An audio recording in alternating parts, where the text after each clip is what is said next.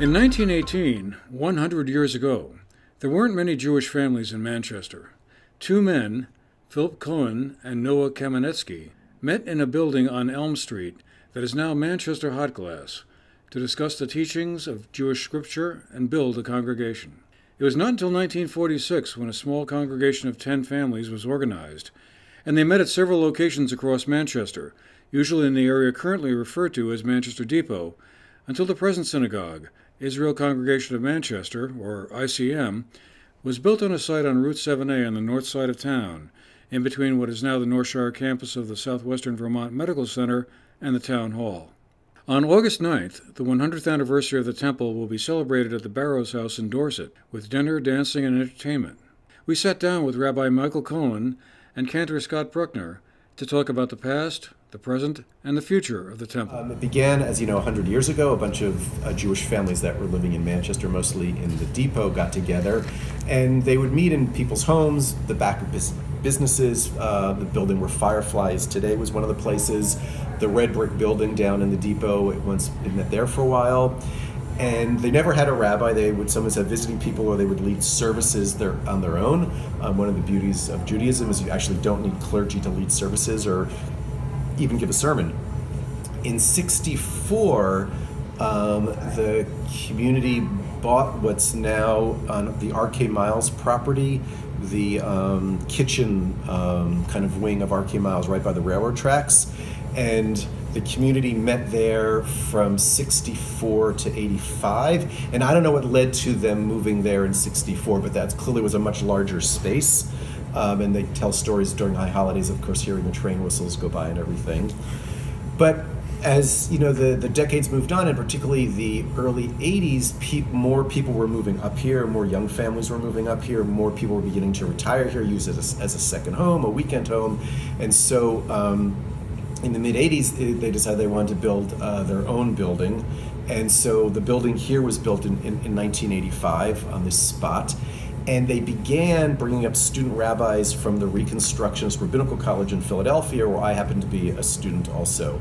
So Mark Margolius was the first student rabbi to come here in this kind of a nice circle here. A lot of the Shabbat morning that we do with Cantor Scott are the teachings of Mark Margolius. So it's kind of come full circle with Mark. After that was David Mivaser, who was then going to do 2 or 3 years, but his final year he ended up going to Israel, and so it opened up again for a student, and it was my senior year at RC. And they were really kind of ready to make the switch, as we called, from boy rabbi to man rabbi. So they brought me up for the year with the hope that if it worked out, I would then stay on and become the first full-time rabbi in the history of the congregation. And that's what happened, and the rest is history. So I was schlepping up once a month from Philly, 89, 90, graduated in 90, and then I came up here in August of 1990, and was the full-time rabbi here for 10 years. And it was just a wonderful experience on so many different levels.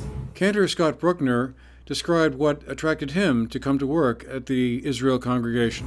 The idea of small town living was really something that my wife and I were fascinated with.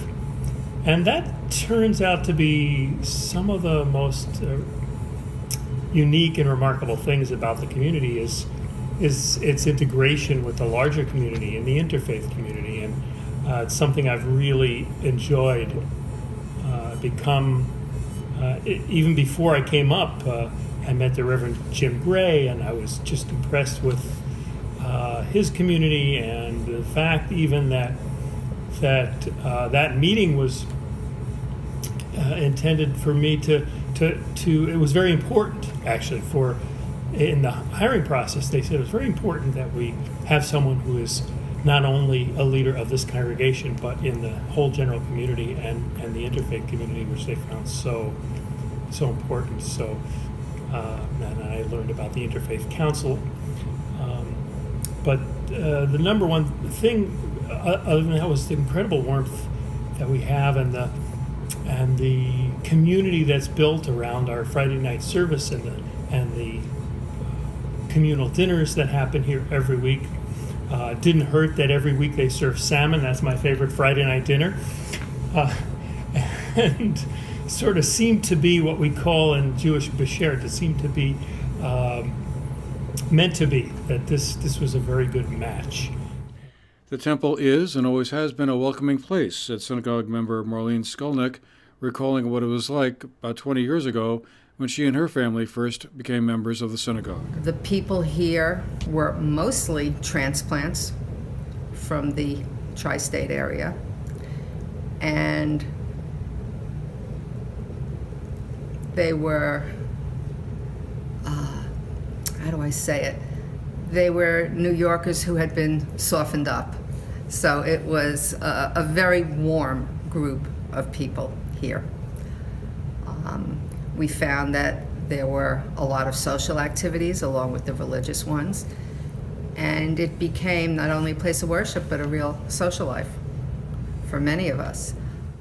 Joanna Geneva and Ari Rudikoff, along with singer Maxine Lenahan, will provide musical entertainment for the gala event, which will be a fundraising event for ICM. For the GNAT-TV News Project, I'm Andrew McKeever.